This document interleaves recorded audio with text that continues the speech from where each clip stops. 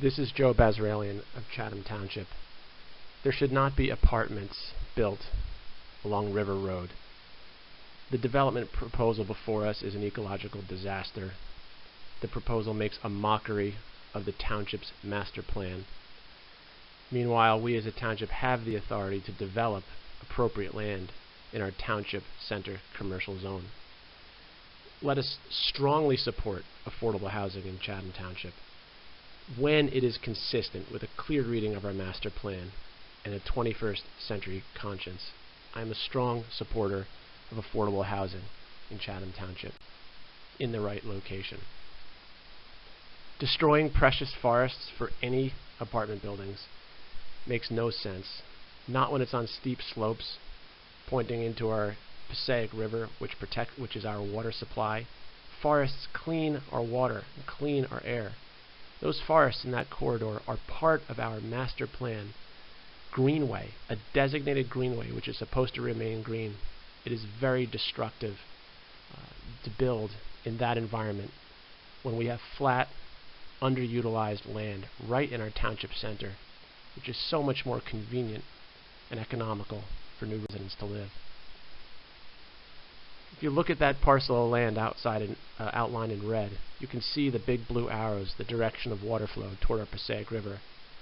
Up at the top of that Passaic River where it's written, and some miles downstream, that's where the pipes gather our water to send it to 99% of the township homes. Forest cleans water, and you can see that the green bands that run diagonally along the Passaic River, it's part of our master plan greenway for a reason. Clean water is a very big reason.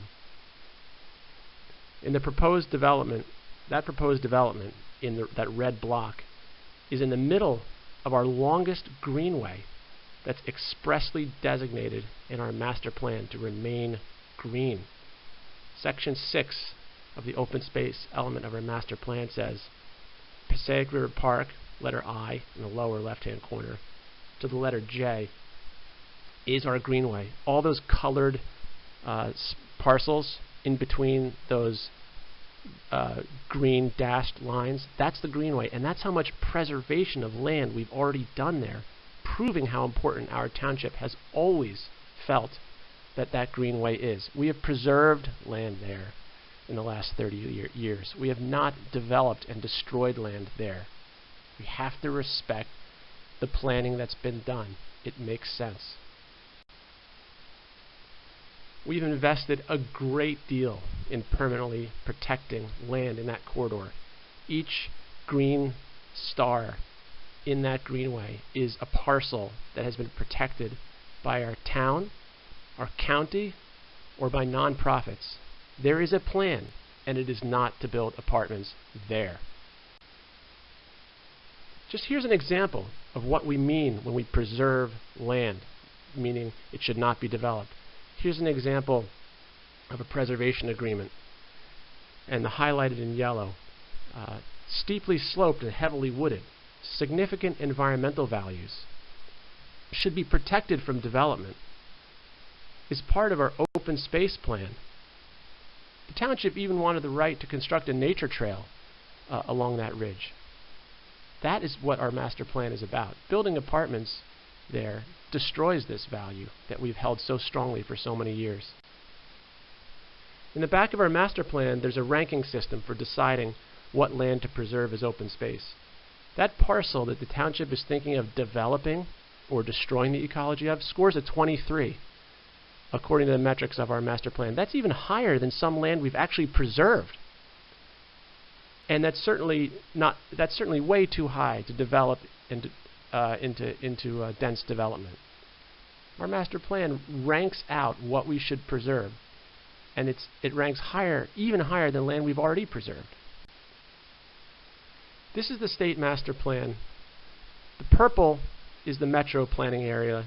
The lighter purple is the suburban planning area. If you look at where the red arrow is pointing, there's a whitish, bluish area. That sliver is so important that it's carved out of a dense purple development zone to say, this should not be developed. This is an environmentally sensitive planning area. Let's take a closer zoom in. We just zoomed in. Both sides of River Road, up the hill and down the hill, are designated in our state development plan as not for redevelopment. That's how important this section is. That's how obvious it is, even to the state, how important it is to our water supply and for ecological sensitivity. Let's think about 10 acres. Is 10 acres just a piece of earth that we can do whatever we want to? And 10 acres of land, almost 14 billion gallons of rain fall on it every year. 14 billion gallons, just 10 acres.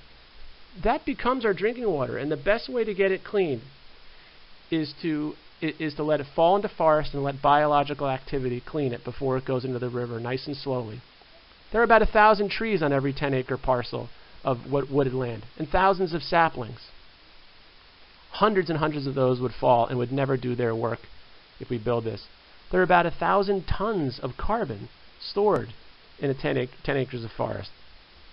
There are 10 tons of carbon removed from the atmosphere every year. And look at the last one, the image of the lungs. 10 acres of forest removes about 500 pounds of noxious particulate matter from the air. If it's not removed by trees, it goes into our lungs. It's a very steep slope. That red box, which is the proposed development parcel, top to bottom is a 200-foot drop. It's a very steep slope and very environmentally sensitive and fragile, even just for that reason alone.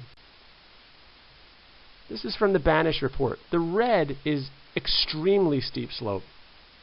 And the lighter colors there, they're just thin slivers of lighter colors. They're still steep slope. But trying to squeeze development onto just those is A, impossible, and B, that's where water collects. That's where water collects and flows steeply, seeps, and percolates into the ground. So you don't want to develop those either. Those flatter or less steep areas are doing important work for all of us. These are some statewide maps. The orange is priority lands for water protection. It's ranked medium there. There are many areas that are ranked low importance, and so that's where we should be developing, such as up at Hickory Square Township Center. Here's another statewide map, the NJDEP. The blue is potential wetland, which we have on that property. There's not just potential wetland, there's actual proven wetlands. These are pictures from site visits on the border of the property. We did not cross over into the property to look. But you can see that duckweed, that green speckled plant, that's an aquatic plant that requires water almost the entire year. There's real wetland on that property that would be destroyed by a dense development. There are actual ponds that are just about year-round, except during an extremely hot, dry spell. These pictures were taken after a week of hot sun and no rain. That parcel is a priority land for ecological integrity, according to the New Jersey Conservation Blueprint.